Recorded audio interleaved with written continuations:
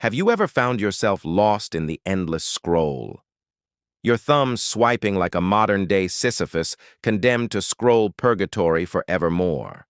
You push and push, but that boulder of content never seems to reach the top of the hill.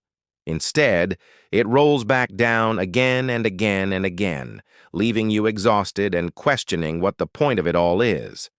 So what if ancient myths actually held the key to understanding our modern conundrum? What if the myth of Sisyphus, an ancient Greek king who cheated death only to be punished by being forced to roll a boulder up a mountain for eternity, was actually a metaphor for our relationship with social media? We are all pushing that boulder, aren't we? Tapping and swiping, liking and sharing, posting and tweeting, always trying to reach the top of the hill, always trying to achieve some kind of digital immortality through our online antics. But just as Sisyphus never reached the top of his mountain, we too are doomed to fail in our quest for online immortality. Because with every post, with every tweet, we are merely pushing that boulder of content further and further away from us, condemning ourselves to an eternity of chasing the next hit of dopamine, the next like, the next follower. Now, before I get labeled an anti-technology Luddite, hear me out. I'm not here to rain on your parade or tell you to abandon your smartphone and embrace the Stone Age. Technology can be a force for good, bringing people together and breaking down barriers like never before. And social media, when used consciously, can be a powerful tool for self-expression and community building. But here's the thing, my friends. We live in a world where everything is designed to keep you engaged, to make you stay longer and consume more. It's no surprise that the big tech giants have become masters of manipulation, pulling strings to make sure that we stay addicted to their platforms. And the scariest part is that we don't even realize it. We think we're in control, that we're simply using these platforms because we choose to. But the truth is that they've been designed to exploit our psychology, to trap us in a cycle of mindless scrolling and empty engagement. Take a moment to think about the apps on your phone. How much time do you spend on them? How many times do you check your notifications throughout the day? And let's be honest with ourselves here. How often do you find yourself aimlessly scrolling, mindlessly consuming content that offers nothing but fleeting entertainment? We've become the digital Sisyphean, condemned to an endless cycle of pushing that boulder uphill, only to watch it roll back down again and again and again. You see, we've been tricked into thinking that we're free to choose when we log on and when we log off.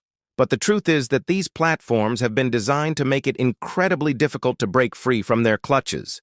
Once you open that app, you're trapped in an algorithm-driven hellscape that will do whatever it takes to keep you there as long as possible. The problem is that we've become so accustomed to this that we don't even notice it anymore. We think it's normal to spend hours on end staring at a screen, tapping and swiping until our thumbs bleed. But the truth is that this is anything but normal. It's a sign of a much larger issue, an issue that's slowly but surely eroding our ability to live a life of purpose and meaning. And it all goes back to the myth of Sisyphus. You see, Sisyphus wasn't just any ordinary man. He was the king of Corinth, a wealthy, powerful ruler who had it all. But he wasn't content with what he had. He wanted more, and so he set out to cheat death itself. When the gods heard of his audacious plan, they were furious. They knew that if Sisyphus succeeded, it would throw the entire universe into chaos. So they devised a plan to punish him for his hubris. They sentenced him to an eternity of rolling a boulder up a mountain, only to watch it roll back down again. And so Sisyphus was doomed to spend the rest of his days in a meaningless, repetitive cycle that offered no hope of escape. But here's the thing. Sisyphus wasn't the only one who was punished. All of us have been cursed with a similar fate. We too are doomed to an eternity of meaningless pursuits that offer no real reward. The difference is that we don't even realize it. We think that we're free to choose what we want to do, what we want to consume, and how we want to spend our time. But the truth is that we've been tricked into thinking that.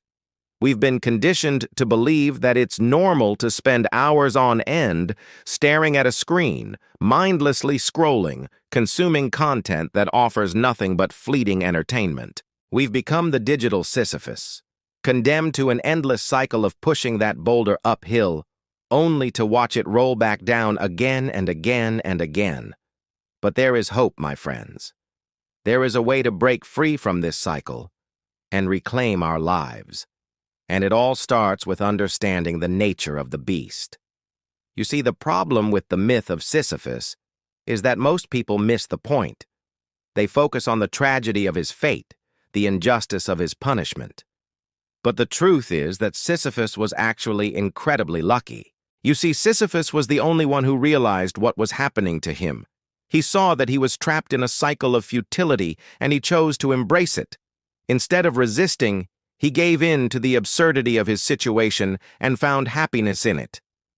That's right. Sisyphus found happiness in his suffering. He realized that the only way to survive in a meaningless world was to find meaning in it. As Albert Camus wrote in his essay, The Myth of Sisyphus, in the midst of the absurd, one must imagine Sisyphus happy. In fact, the only way to deal with the absurd, Camus argued, is to recognize it and embrace it, to accept our fate and find happiness in it. And that's exactly what we need to do in our own lives. We need to stop fighting against the absurd and start embracing it. We need to realize that we are all Sisyphus, condemned to a meaningless existence. But instead of seeing this as a curse, we can choose to see it as a blessing. We can choose to find happiness in our suffering. So how do we do that? How do we go from being digital Sisypheans to digital Camus? Well, it all starts with awareness. We need to become aware of the patterns in our own behavior, the things that we do without even realizing it. Take a moment to think about your own life. How much time do you spend on social media? How often do you find yourself mindlessly scrolling, consuming content that offers nothing but fleeting entertainment? Once you become aware of these patterns, then we need to take action. We need to set boundaries for ourselves, limits on how much time we'll spend on social media, on how many notifications we'll check throughout the day. And when we do use social media, we need to be intentional about it. We need to ask ourselves why we're logging on, what we hope to gain from it, and whether it's really worth the time and effort. And the beauty of this approach is that it doesn't require sacrifice. We're not giving up anything by setting boundaries and being more intentional. With our social media use, we're actually gaining something far more valuable: our time, our attention, our ability to live a life of purpose and meaning. By taking control of our digital lives, we can free ourselves from the shackles of the digital Sisyphean and embrace the absurdity of our existence with joy and enthusiasm. The key to living a fulfilling life, according to Camus, is to accept the absurd, to recognize the conflict between our desire for meaning and the meaningless nature of the universe, and to find happiness in that very absurdity. This means embracing the futility of our existence and finding purpose in the midst of meaninglessness. And remember, you are not alone on this journey. Thank you for watching this video. If you enjoyed it, please give it a thumbs up and share it with your friends and family. Thanks again for watching, and I'll see you in the next video.